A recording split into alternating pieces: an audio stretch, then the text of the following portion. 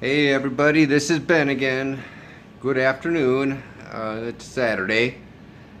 I wanted to talk to you and read something to you guys today. It's more about the reading, I think, because I think you'll understand where I'm going with what has happened to our country, what it was like 200 years ago as opposed to now, even 100 years ago as opposed to now. I'm going to read Deuteronomy 8, or 28 actually. Deuteronomy 28, and I'm going to start verse 1, I guess. And I'll read right through to 12, and then I'm going to jump a whole bunch here. It goes, Now if you will be careful to obey the Lord your God and follow all his commands that I tell you today, the Lord your God will put you high above all the nations on earth. If you will obey the Lord your God, all these things will come to you and be yours. He will bless you in the city and in the field. He will bless you and give you many children. He will bless your land and give you good crops. He will bless your animals and let them have many babies. He will bless you with calves and lambs. He will bless your baskets and pans and fill them with food. The Lord will help you defeat your enemies who come to fight against you. Your enemies will come against you one way, but they will run away from you 7 different ways. The Lord will bless you and fill your barns. He will bless everything you do. The Lord your God will bless you in the land that he is giving you. The Lord will make you his own special people as he promised. The Lord will do this if you follow the Lord your God and obey his commands. Then all the people in that land will see that you are called to be the Lord's people, and they will be afraid of you. And the Lord will give you many good things. He will give you many children. He will give your cows many calves. He will give you a good harvest in the land that the Lord promised your ancestors to give you. And the Lord will open his storehouse where he keeps his rich blessings. He will send rain at the right time for your land. He will bless everything you do. You will have money to lend to many nations. You will not need to borrow anything from them. The Lord will make you be like the head, not the tail. You will be on top, not on the bottom. This will happen if you listen to the commands of the Lord your God that I tell you today. You must carefully obey these commands. You must not turn away from the teachings that I give you today. You must not turn away to the right or to the left. You must not follow other gods to serve them. That's pretty powerful stuff here. When our country was founded, they were Christ followers. They followed God, and we were blessed completely. Everything went well, and it kind of describes the things here, what we're reading, that we became a very, very, very powerful nation. And that's because God was here.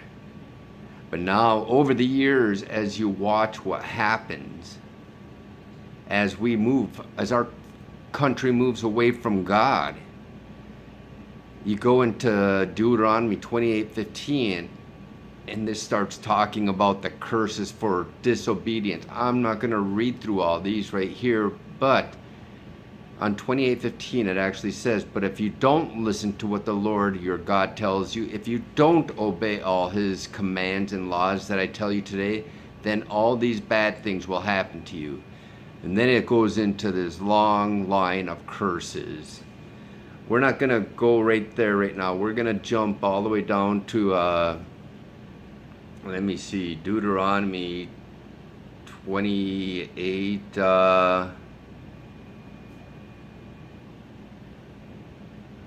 let me see. Well, then it goes to Deuteronomy 28:47. The Lord your God gave you many blessings, but you did not serve him with joy and a glad heart. Now it starts listing off a bunch of things that are happening to us slowly as we allow people that don't love him to infiltrate our country. And things are happening in our country, and the easiest way for anyone to become a dominating force in a country is to get inside of it and to build it from the inside out to what they want. It's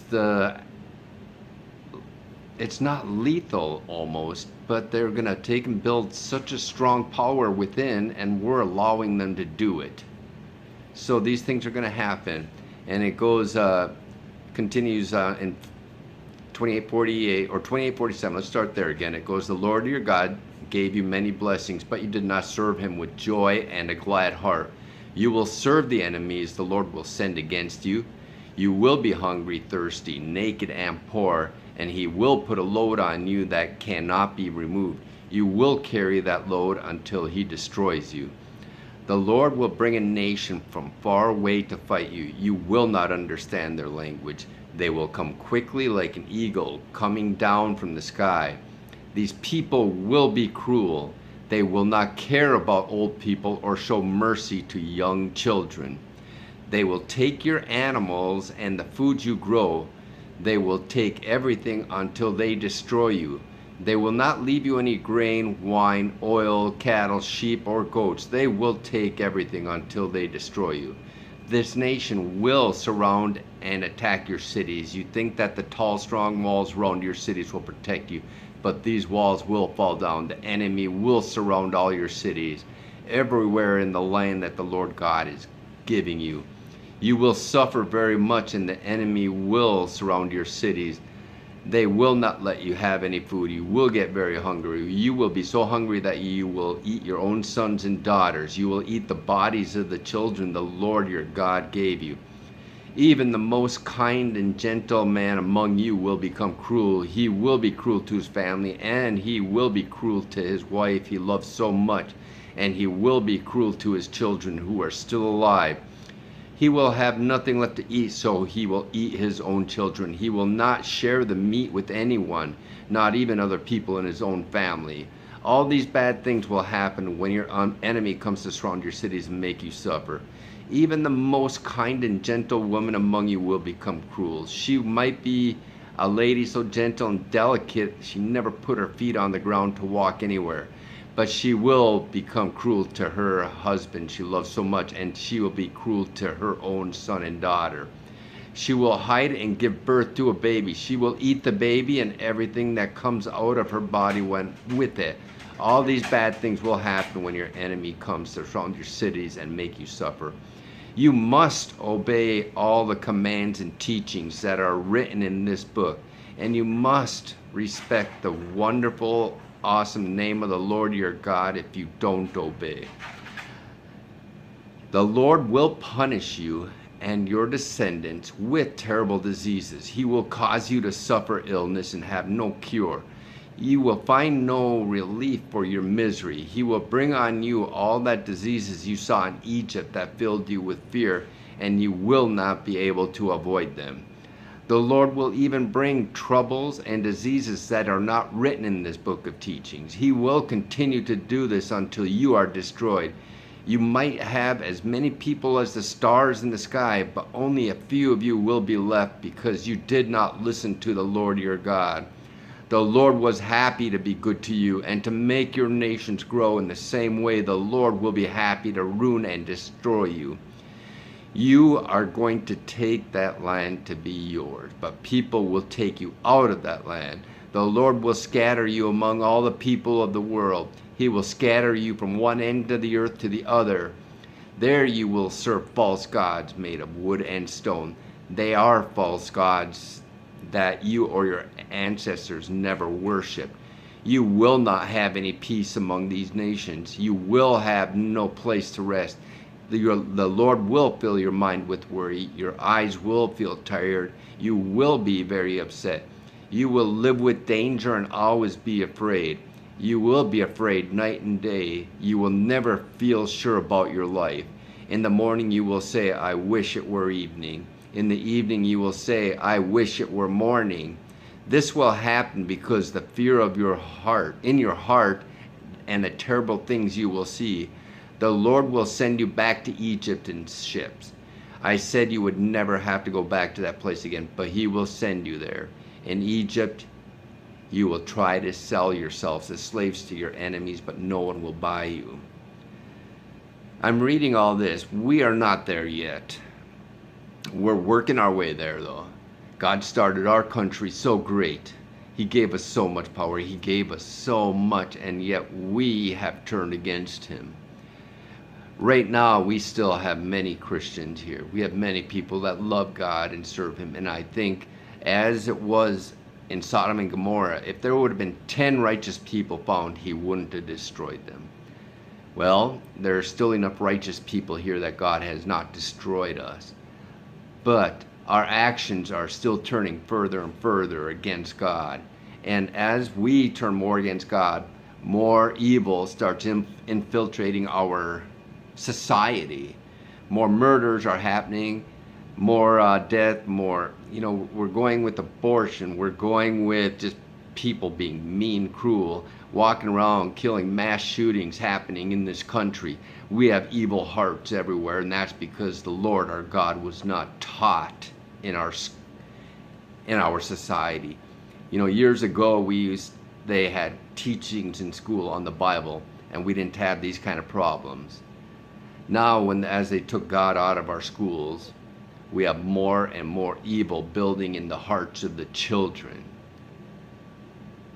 I don't know if we're just stupid people here in this country thinking that we can do it on our own. I know every time you try to do something without God, we're going to fail.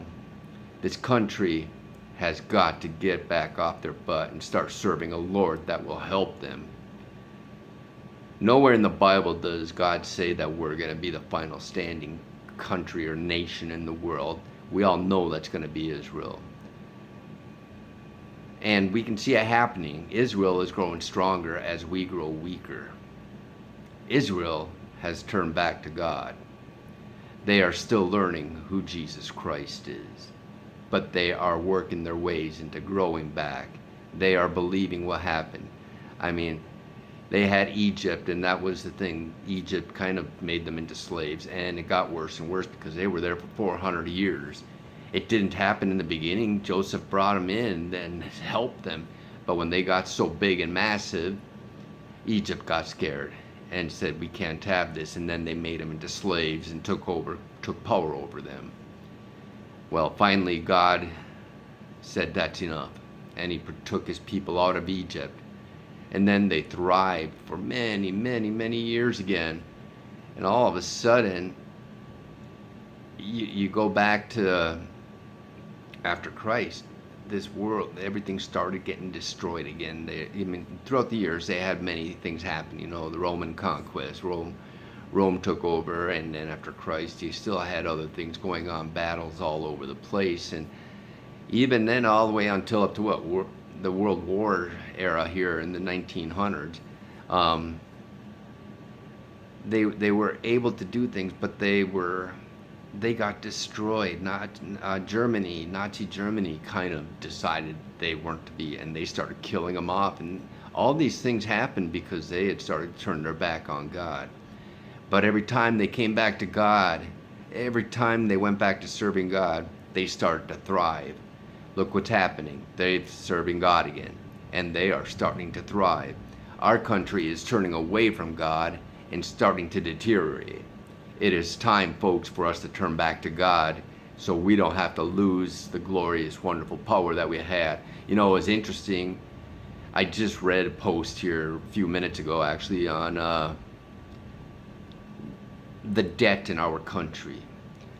And you can look at it a couple ways, but it's very interesting. 100 years ago, we never had the debt that we had. We had no debt whatsoever.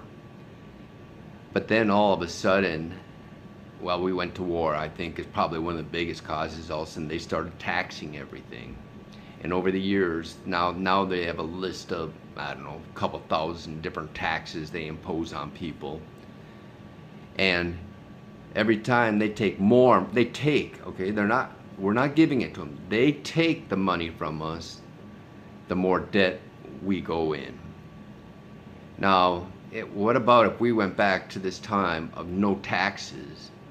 Would that relieve the burden on our society? Of course it would. And when we're paying out thousands of dollars every year in taxes in one way, shape, or form. And then another thing is we just need people to get off their butts. There are so many opportunities out there right now where unemployment is at its lowest of what it's been in many, many, many years. And that's great. We got people starting to go back to work. And there are people that legitimately cannot do any work. They can get help, but I mean, even in the Bible it talks it should be up to the families and the churches to help these people. But it's hard to help at times when no one wants to help themselves. So these people have to get off their butts and start helping themselves. When you have people that are elderly and can barely walk, yes, I think their family should be stepping up to help out somehow. You know, and it's you have people that have just fallen on bad times, you know, but they're still trying and trying to try. Someone can step up. I mean, when I was in Jacksonville, I went on some hard times, and that was because I made some bad choices. But I had a friend up there that gave me a place to stay, and I only stayed there for like a month and a half. I don't like imposing on people, and that was tough. But I mean, I busted my butt and I found a job and got out of their house, and I can only thank them for everything they did. And I think we should all do the same thing, is, you know, we try to help. I mean, since I've been in Southern Florida, I've helped many people, and it's hard to want to always help when they don't want to help themselves. But it's kind of amazing when it's time that they move on, how fast they are willing to help themselves. But folks, my thing is, I just wanted to read this and show you what's happening to our nation. We've had so many blessings, and then all of a sudden we have so many curses coming against us, and we have brought it on ourselves, folks. And God does these things because He wants us to serve Him, to do the right thing towards Him. So folks, let's just have a great day. And tomorrow's Sunday. Today's the true Sabbath. So I mean, find a church to go to. Find someone to bring you if you don't have a way. And if not, we have Bibles. And if you're able to see this, that means you have a phone or you have a computer. You can find Bibles online all over the place. Read the Word. It is so powerful, and it has just been a blessing to what's happening in my life. I'm not rich. I'm none of that. It really doesn't matter, but I am finding joy in life because this book that we read. So guys, I love you. You have a great day, and I'll talk to you all later on, I guess. Bye.